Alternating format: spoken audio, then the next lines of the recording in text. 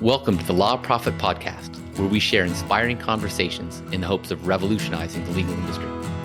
In our origin story interviews, attorneys from around the country get vulnerable and reveal how their own personal stories have shaped their careers.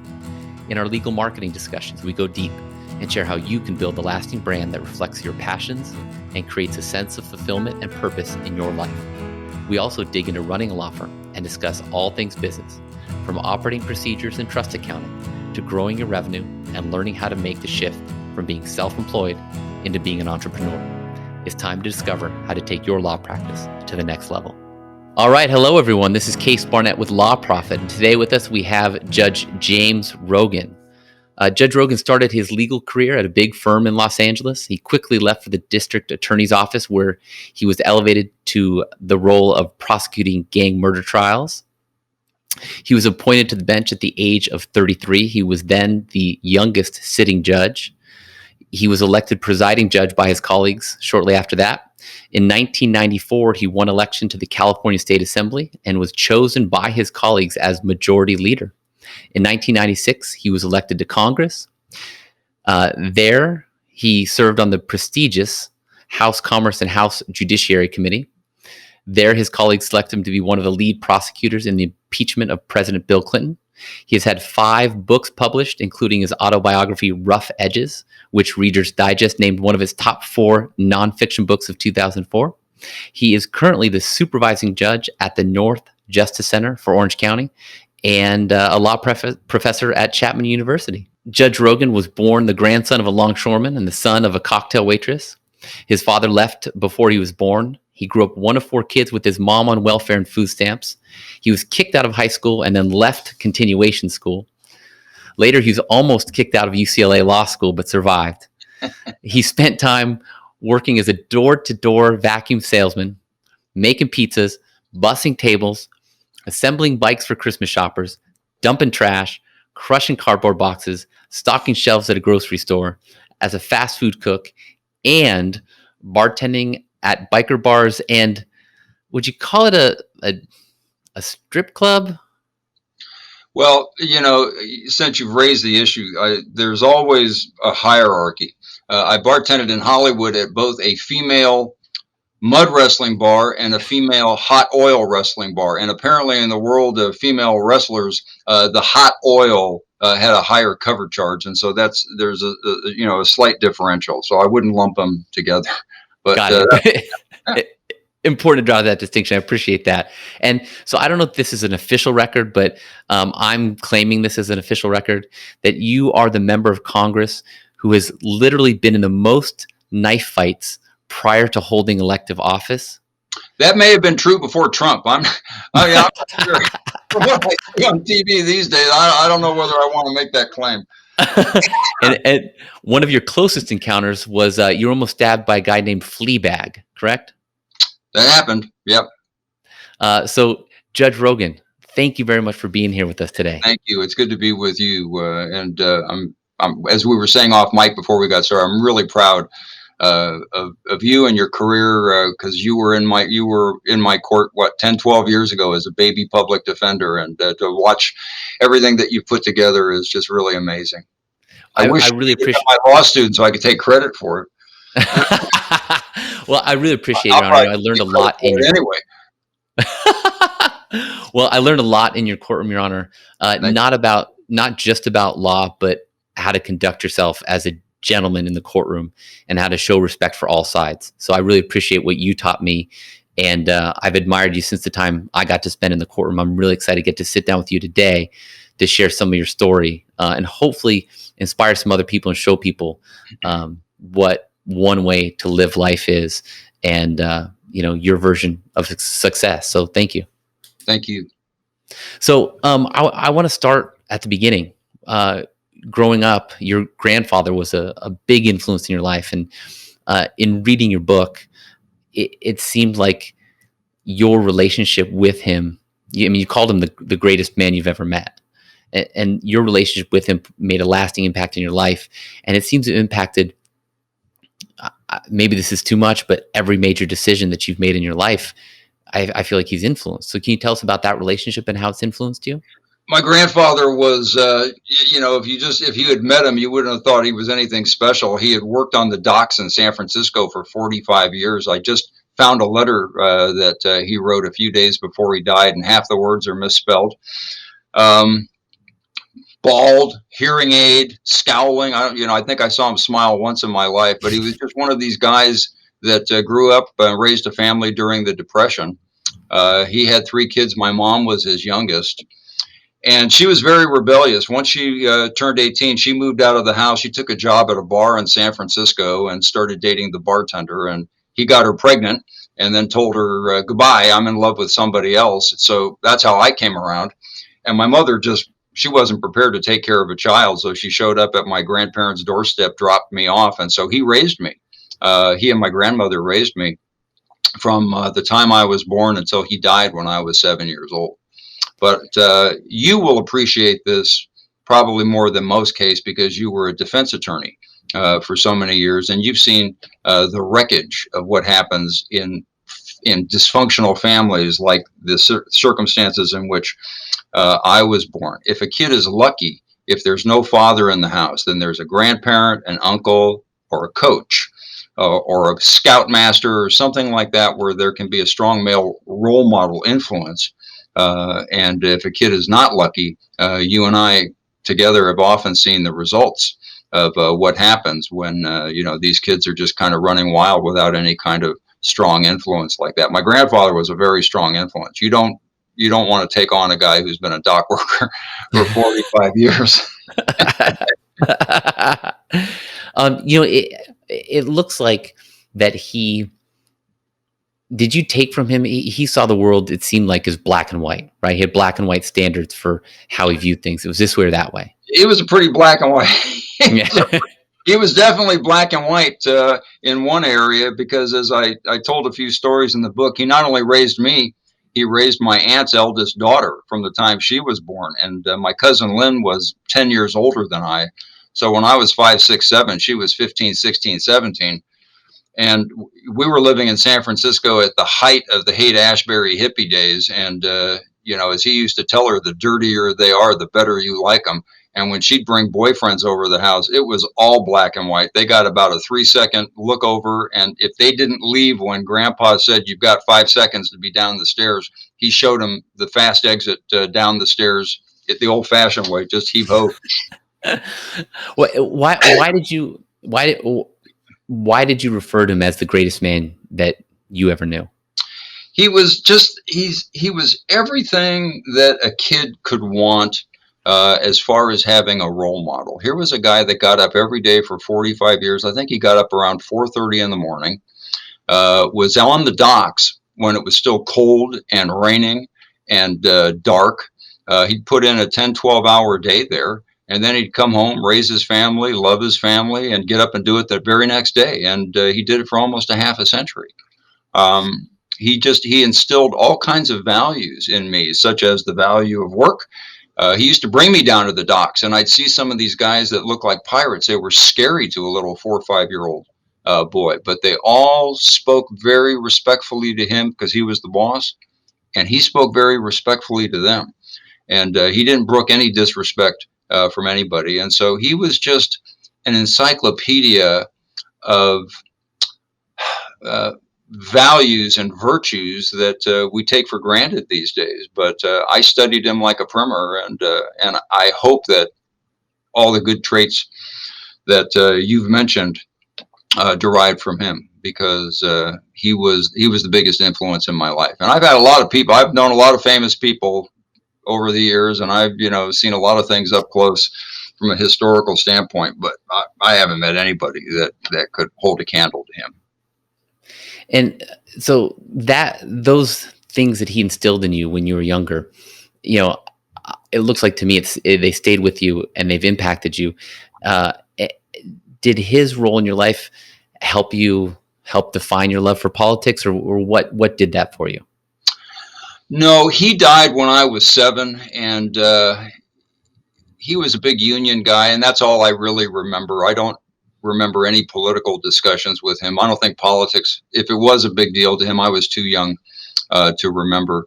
The politics, my interest in politics really developed as a young boy because I had an interest in history.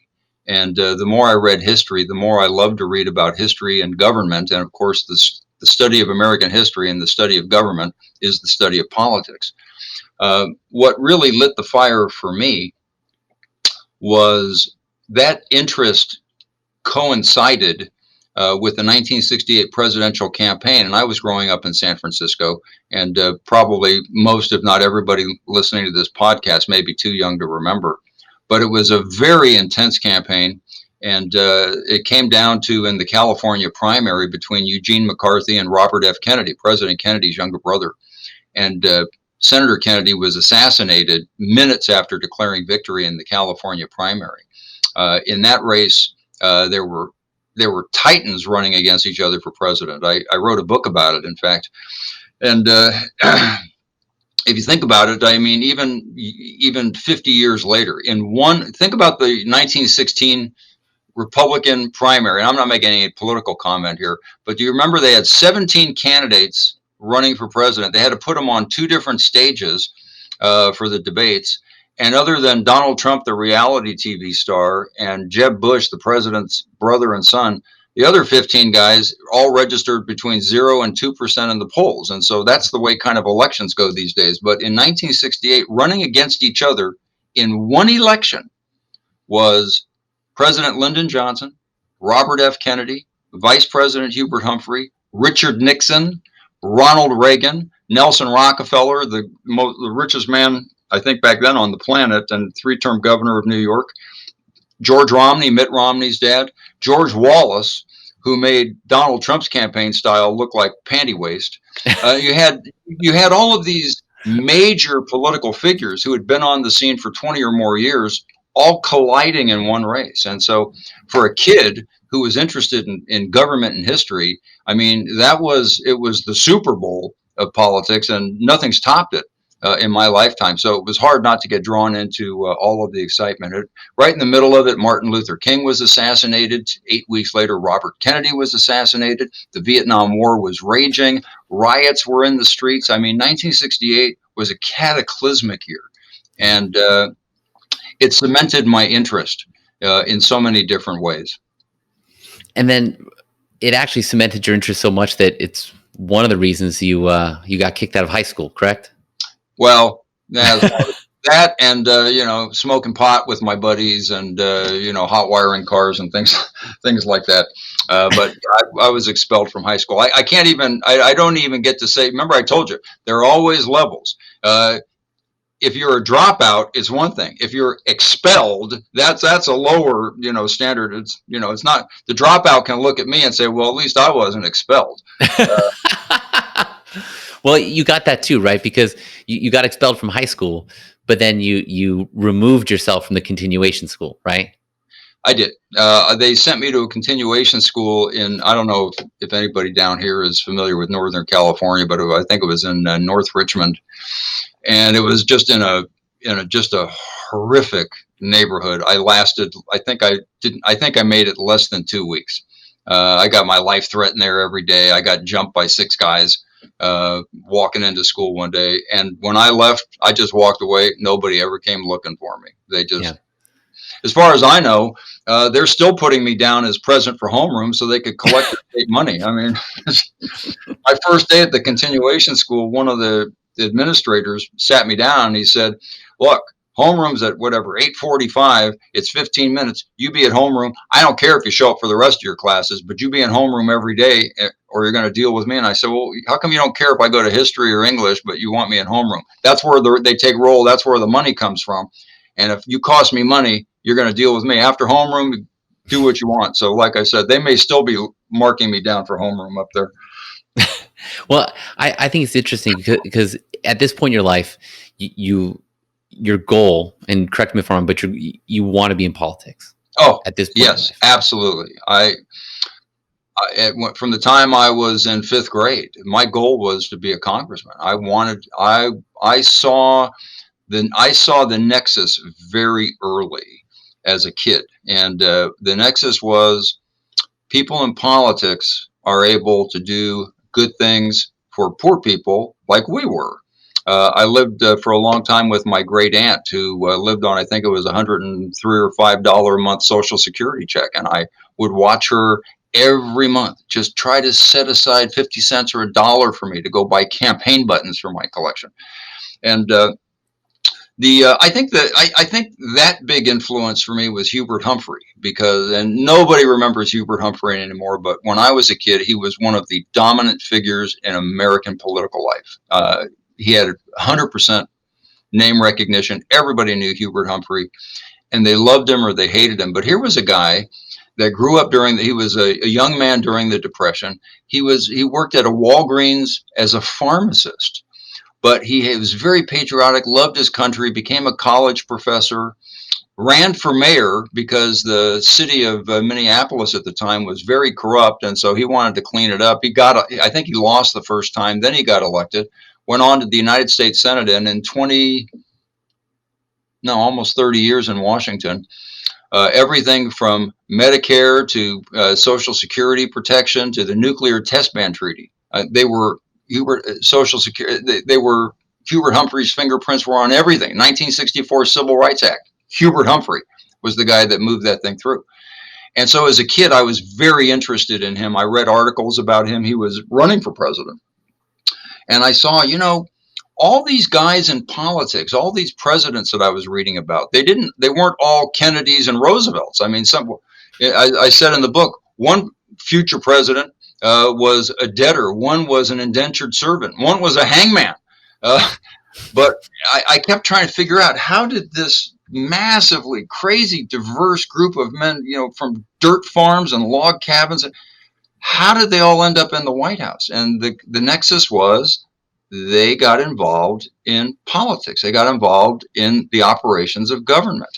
And once I connected those dots, that's what I wanted to do. I thought getting into government is where you can affect people's lives, and it doesn't matter what your background is. Mm-hmm. That's what interested me. You didn't have to be a rich kid. You didn't have to be, born with a silver spoon in your mouth.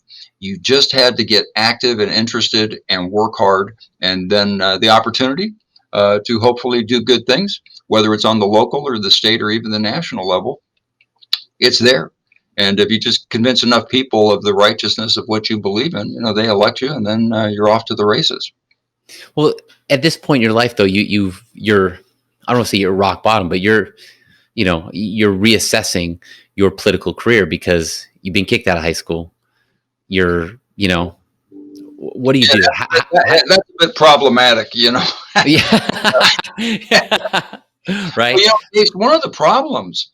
It sounds so silly, but there was never anybody there when I was a teenager to tell me, you have to go to high school and you have to get the very best grades you can get, because the better your grades, the better opportunity you have to go on to college. And then when you get to college, you have to work really hard if you want to be a lawyer, which I did, because that makes a difference on if you can get into a law school. And if you can get into a law school, I didn't know any lawyers. There was nobody there to tell me. In fact, I think I don't remember. I don't even remember now, because the book came out almost 20 years ago, if it ended up on the cutting room floor.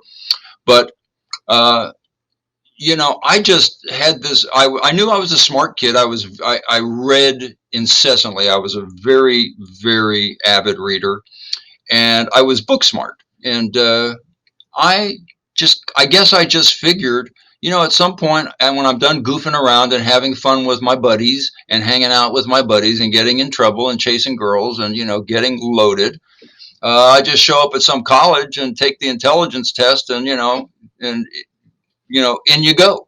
And when the dean of the high school called me in and said, "Congratulations, you just joined the 20 club." And I said, "What's the 20 club?" He said, "Well, this is the 20th time you've been suspended, and that's when we expel you. You're out." That was soul rattling, because I saw everything that I'd wanted to do, everything that was of interest. It just all crashed down in that one moment. And I begged. How'd you get through that? I begged and I pleaded, "Come on, give me one chance. I mean, I'll turn around." He's like, "Yeah, no, sorry, chances are over. Out you go." and just tossed me out the door and said, go to the continuation school. As I said, that lasted 2 weeks, and so now I just saw everything that I had hoped to accomplish in life, everything that I looked forward to, one day having a shot at doing. It was just gone. So And what do you do? Tell us, what do you do to get it back on track? How did you push through that and get to the next stage, which is I know you got to Berkeley. So tell us, between getting kicked out of high school to getting to Berkeley, like, how did you get through that? I'm just so blessed because so many people that I grew up with, most of the kids I grew up with, they either ended up strung out on drugs, dead, in jail, in prison. There really were not very many, happy endings. Most of the kids ended up just with how you would expect kids growing up in a neighborhood like that. If when I lived in an apartment with a single mom on welfare and food stamps, my mother was a convicted felon in and out of jail.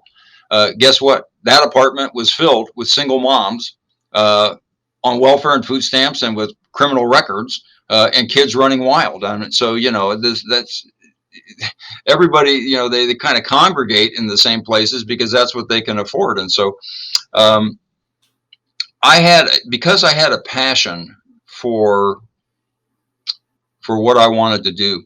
And I think this is where my grandfather's greatest influence came in. And it would be years after he died. He was somebody who just told me, never give up. You just, fight for what you believe in, fight for what you want. He was not a quitter. And I just kept thinking to myself, how would he handle this? And so instead of feeling sorry for myself or, becoming an alcoholic or starting to do drugs, I just sat down and I tried to take a logical assessment of the situation. I'm out of school, but there are a lot of people who have been out of school who get back into school. What do I need to do? I need to get back in school. I can't get back into school where I was, but what I can do is get a job, try to save some money, and then maybe start going to night classes. And so that's what I did. I started going to high school. I was working 10, 12 hours a day at all kinds of low end, some of them just really demeaning, awful jobs. And then I'd go pack up and go to night school for 3 or 4 hours. But I did that for about a year or so, and by now I was probably 17 or whatever. And I remember I went in and I talked to the counselor at the night school, and I said, if I keep this up, when can I get my high school diploma? And she started, running the figure, and she said, well, you could probably get that in about 2.5, 3 years at this rate. And I'm thinking, well, I'm 17 and a half, and they're just opening this community college down the street from me. And back then, I found out under California law then, I don't know if it's true now, if you did not have a high school diploma, you could not enroll in a community college until you were 18 years old. And the reason was they didn't want kids prematurely dropping out of high school, passing go or rather, passing the boardwalk and going straight to go. So they wanted, you had to be 18. And this community college opened up on my 18th birthday. And so I spent my 18th birthday filling out the forms. And I still worked. I've been working basically since I was 10 years old, when I was getting paid under the table at King Norman's Kingdom of Toys in Westlake, not Westlake, Southern California, the Westlake area of Daly City, San Francisco. So I still worked, but I started going to community college, and I took it seriously because I knew I had to. And then from there, I was able to transfer to Berkeley and then go to UCLA. Yeah, I wanted to talk to you about UCLA Law School, I should say.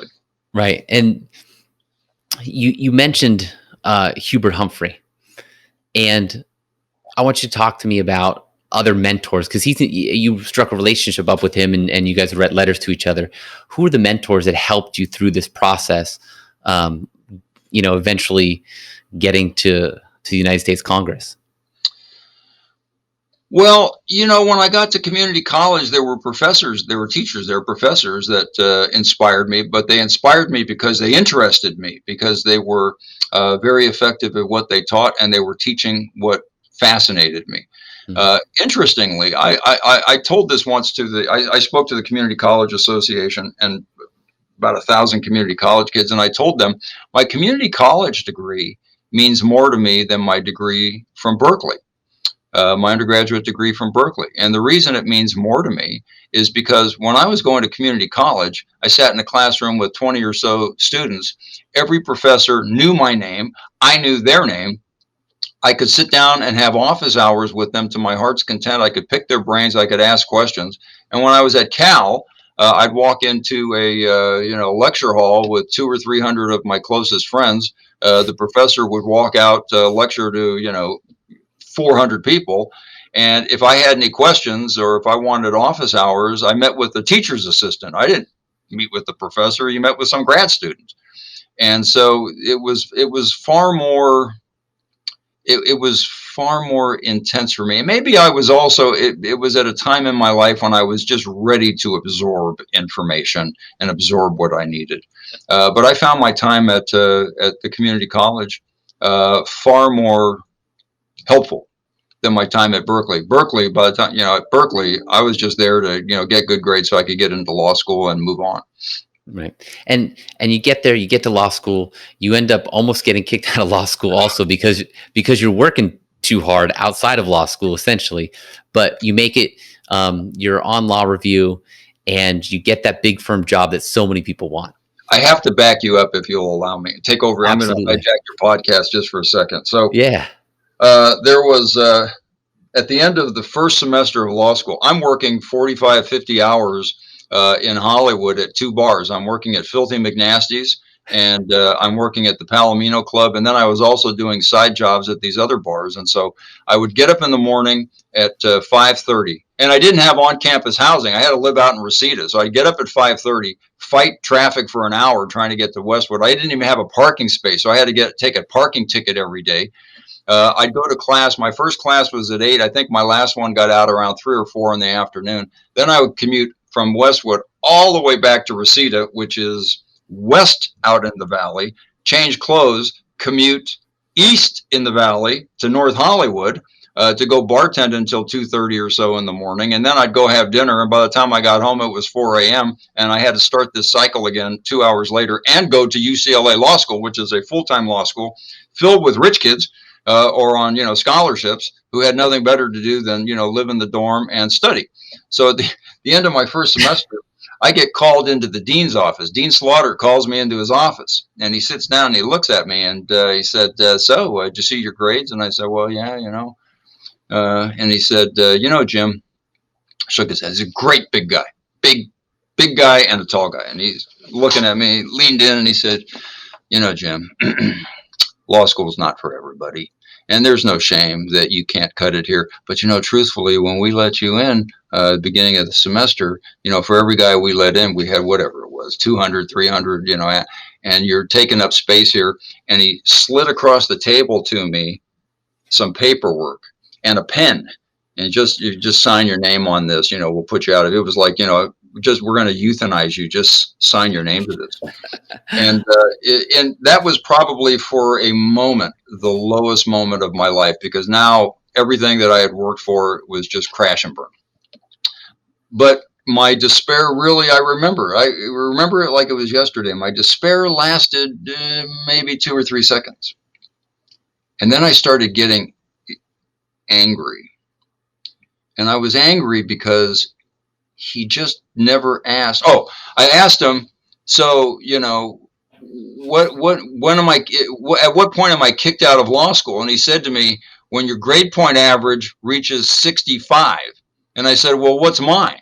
He said 65.7. And I started getting, I got angry because he just looked at this and just assumed this guy's a goof, he can't cut it, without ever asking, is there a problem? Is there a problem? I mean, is there some reason why you're not, And so that's when I asked him, I said, at what point am I academically disqualified? He said, when your GPA is 65. I said, what's mine? He said 65.7. And I pushed the papers back. And I said, then there's a 0.7 differential between you and I ever having to talk again. And it was kind of an intense moment. So, well, can I stop you right there though? Yeah, because I got to finish it for you. Okay. So, what was the name of my dean? Dean Fred Slaughter. 35 or so years later, Guess who I was the mentor judge for at the Fullerton Courthouse when Governor Brown appointed a new judge? Fred Slaughter Jr. My first No. words were, Fred, don't tell your old man who is mentoring you. He's going to tell you to get another job. I, I hope that was worth hijacking your podcast for a few minutes, because I had to tell you that story. 100%. 100. Well, did the younger Slaughter tell the older Slaughter? You know, Do you know? and to the elder, well, oh, I'm sure he did, because he was still alive. I mean, it's kind of hard to keep that secret. But to Dean Slaughter's credit, after I pushed the papers back and I had a few choice words, I think I even told him, I think I said to him, you know, you haven't even asked me what's the problem. Yeah. And I remember so what's the problem? And when I explained it to him, he shook his head and he said, look, here's what we can do. You made it through your first semester, and so you can take a leave of absence. If you took a leave of absence before your grades came in, I'd have to drop you from school. So why don't you take a leave of absence? You can take a year, and regroup, save some money. And he gave me scholarship, or he sent me down to the office to apply for, I didn't even know about guaranteed student loans. I mean, I told you, I didn't know anybody who'd gone to college. I didn't know anybody who went to law school. I didn't know you could take out loans. I thought you had to go work for $3 an hour and, try to pay for the whole thing. Yeah. So he sent me, he told me to take a leave of absence. He sent me to pick up the applications. And so that's exactly what I did. I took a leave of absence for about a year, a little more than a year, came back, lived on campus, took out as many loans as I could, finished law school. And when I was a member of the United States House of Representatives, now it's like 25, 30 years later, every year, Roll Call magazine would put out a list of the 10 richest congressmen and the 10 poorest congressmen. And they always made a point to put me not only on the bottom of the 10 of the poorest, but to mention he is the only member of Congress still paying off student loans. So I tell my law students who worry, I owe so much money, and I tell them, take out whatever you need. It's everything I've done in life is because I took out student loans that I never thought I'd be able to pay off. I finally paid them off, I think, during my second term in Congress. That's amazing. That's incredible. But what I think is fascinating is that, a lot of it, but in that moment where Dean Slaughter calls you in there and has this conversation with you, you said that was bottom for you, right? I think I saw his face telling me law school wasn't for everybody. Even when I was a civil litigator, I would have these nightmares. I finally, by the time I made it to the DA's office, it started fading. But it was a very jarring moment in my life. Well, it sounds like that moment, but it feels like you've had a lot where. Yeah, at some point I got used to jarring moments. Right. That's what I want to ask you about is it feels like you have a lot of these jarring moments, these moments where you could have taken one of two paths, right? You could have rolled over and gone the route that a lot of the guys you grew up with went, even in that moment, right? You could have waved the white flag and packed it in and headed home, but you didn't. And so is there an empowering belief? Is there something that your grandfather taught you or something that you picked up along the way? Well, helped you in those moments. All of your heathen listeners aren't going to like this, but as I've grown older and as I've reflected upon my life, I am a man of faith, and I do believe that God reigns in the affairs of men, and He wants a relationship with us. And I believe that God has protected me. He's protected me from myself. Because if I were just left to my own devices, I'd probably still be bartending and, asking mud wrestlers for their phone number. Kind of a pathetic sight at 63. But no, I'm a great believer that, that the Lord is there for us. And as a Christian, I take that very seriously. And as I look back on my life, I can just see all the times that God protected me from myself. And unfortunately, He also gives us free will. And maybe there was an ingrained spirit of wanting to do the right thing, thanks to my grandfather and, people along the way, and having this passion as a kid. But so many of the guys I grew up with, as I said, I mean, there were very, very few happy endings among my closest friends. And it's a tragedy that will haunt me until they lay me away and I go to glory. Yeah. Well, I think the other thing that I saw in your story a bunch was this idea of making it, that, you know, being in big law, whether that was making it, even when you're having success in the DA's office, you talked about something was missing. So can you talk to me about what, if you figured out eventually what was missing with each of those successes? Because you also talked about how the successes they felt the anticipated gratification never came or passed Right. quickly with Right. each of these successes you had.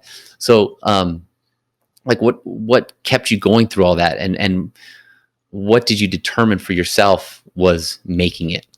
So, as I said, I'm the oldest of four children. My mom had four kids, actually five. One died when she was a baby. All four of us never finished high school. Not surprising, since there was really no adult supervision in the house.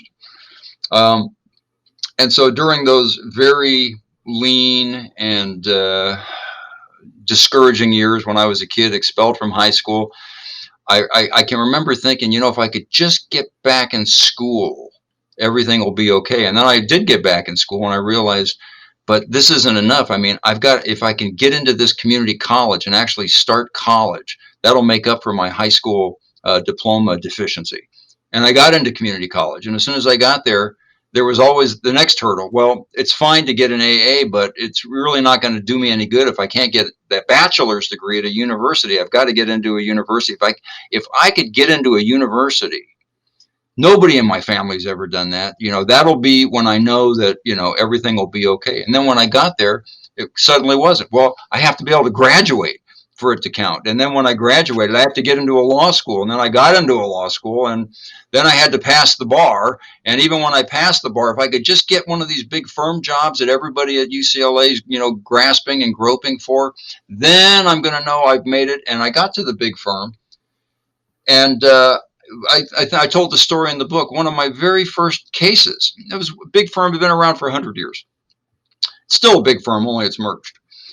They sent me down to do, and you're a civil guy, summary judgments. Judges aren't supposed to grant summary judgment. They gave me a summary judgment motion. My client was this major ship liner. We had represented the entire shipping line.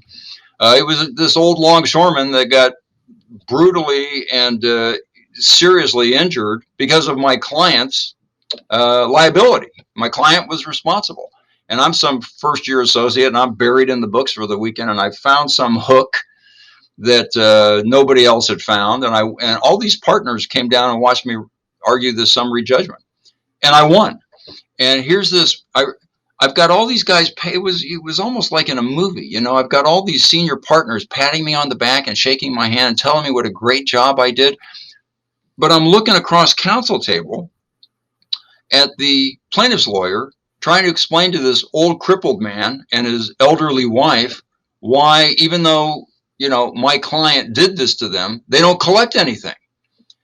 And he was a longshoreman. This could have been my grandfather and my grandmother. It probably was somebody's grandfather and grandmother. And I just felt this overwhelming need to walk up to this old man when everybody was done and tell him, something like, gee, I'm really sorry, nothing personal, I was just doing much. I couldn't look him in the eye. I was looking at my shoes. Yeah, sorry, I really feel bad for you, and when I did look up, he just looked at me, and his wife took his hand and said, come on, honey, let's go home. And I watched this old couple walking down the hallway of the courthouse, hand in hand. And I went back to my office, closed my door, and stared out the window at number 1 Wilshire, which was down below my office window on, I think we're on Figueroa or something. And it felt like 3 hours. I don't know how long I stared out the window. And I just thought to myself, is this all these mountains, all these hurdles, everything I've gone through to get to I passed the bar the first time. I'm at this major firm. I'm working for major clients. I'm making more money than anybody in my family has ever seen. I've got this wood paneled office. I've got people to do my banking and pick up my lunch for me. Is this what I did it all for? So I could stare out a window and feel miserable about winning? And that's when I knew that, this wasn't going to do it for me. I had to find something that was professionally fulfilling. And I found that in the DA's office. And it wasn't just because as a DA, I hope DAs are taught the way I was taught. I mean, my bosses were old school, and we were taught you never proceed on a case unless you believe two things. Number one, the defendant did it. Number two, irrespective of number one, you have enough admissible evidence to convince 12 jurors beyond a reasonable doubt after you contemplate what is the likely defense. Back then, we didn't have reciprocal discovery. And if the answer to both those questions was not yes, you are morally obliged to dismiss the case, because the charging decision of a prosecutor can upend people's lives in tremendous ways that can never be repaired. You never charge somebody with a crime unless you can prove it and the guy's good for it. And I loved going to work every day, because I never had to walk into court unless I believed in the righteousness of my cause. And I loved working with the defense bar. I loved working with the public defenders. I was there to try to do the right thing. They were there to help teach me from their perspective what was the right thing. And there was a lot for me to learn from them. And I found going into that job with a learning spirit was really the best way to approach it, because from your time in criminal law,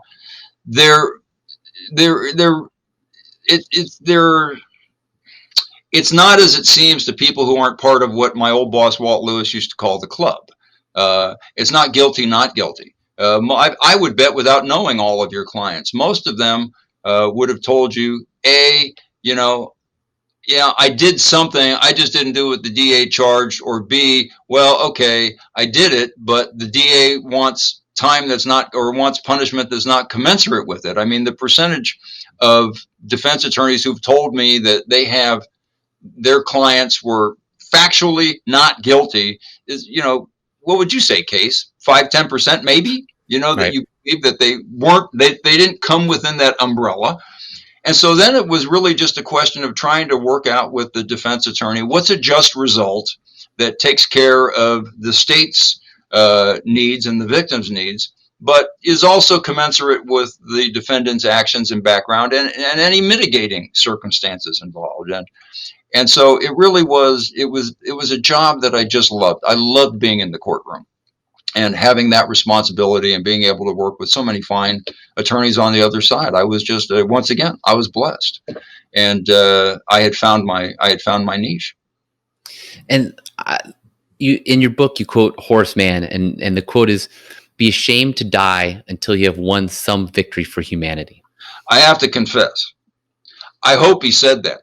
I didn't look that up in Bartlett's quotation. I remember that from a Twilight Zone episode when I was about 12. That's where I got it from, and I never bothered to fact check it. I figured, hey, it's on the Twilight Zone; it must be true. That is amazing. That's amazing. But that's my confession. You've got it in the book, and just to end up, you cite that your work in the DA's office was the work that you've done for humanity. But since then, you've done so much, you've accomplished so much. What, as you see it here right now, what do you think the biggest victory you have won for humanity is?